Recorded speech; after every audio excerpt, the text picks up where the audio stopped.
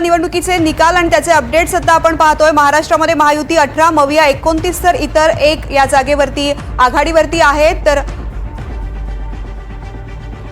तर या निवडणुकीचे निकाल स्पष्ट होण्यास सुरुवात झाल्यापासून काँग्रेसकडून यावरती प्रतिक्रिया सुद्धा आलेली आहे, पाहूयात। सर, जिस तरीके से चुनाव के नतीजे आ रहे हैं, जो ट्रेंड्स हैं, उसको देख करके आपका जो पहला अंदाज है, पहला जो प्रतिक्रिया आपकी क्या होगी? देखिए, नरेंद्र मोदी की भारतीय जनता पार्टी का पराजय है,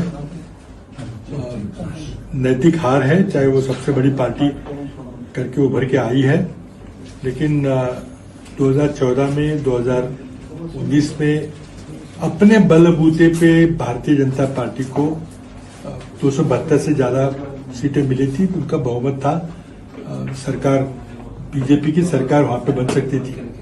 लेकिन अब की बार उन्होंने नारा तो 370 का दिया था भाजपा का, लेकिन वो 303 भी नहीं पहुंच सके, 272 भी नहीं पहुंच सके और 240 तक सिमट गए हैं। अभी अंतिम आंकड़े आने हैं, लेकिन मैं समझता हूं कि ये स्वयं प्रधानमंत्री नरेंद्र मोदी का नैतिक पराजय।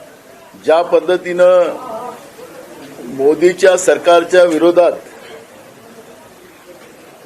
जनतेची लढाई आणि या लढाईला खऱ्या अर्थानं वाचा फोडणारे आमचे नेते राहुल गांधीजी, ज्यांनी कन्याकुमारी ते काश्मीर, भारत जोडो यात्रा आणि मणिपूर ते मुंबई अशी न्याय यात्रा जी काढली आणि जनतेने जो प्रतिसाद राहुल गांधींच्या या यात्रेला दिला, हे त्याचं फलित आहे की देशामध्ये परिवर्तन होऊच शकत नाही, नरेंद्र मोदी शिवाय दुसरा कोणी नेता राहू शकत नाही, अशा पद्धतीचं वारंवार